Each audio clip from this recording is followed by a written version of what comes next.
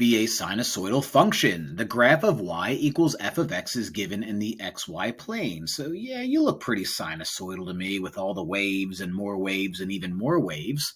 What is the period of f? Now, the period of a sinusoidal function is going to be like the x value or the x distance that it takes for a sinusoidal function to complete an entire cycle. Okay, so, if this was like 5 and that was like 7, it looks like it takes 2 units to complete a cycle.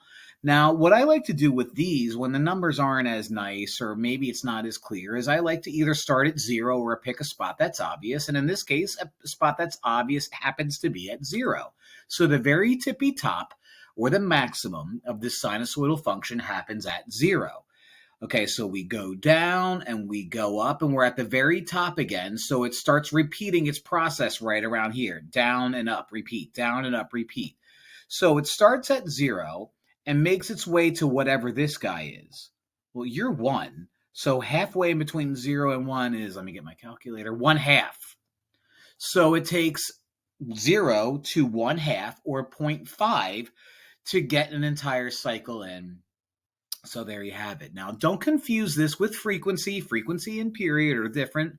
This is the period, and that, again, is the x distance it takes to complete a cycle, and we just have half a unit here for it to do that. Hope this helps.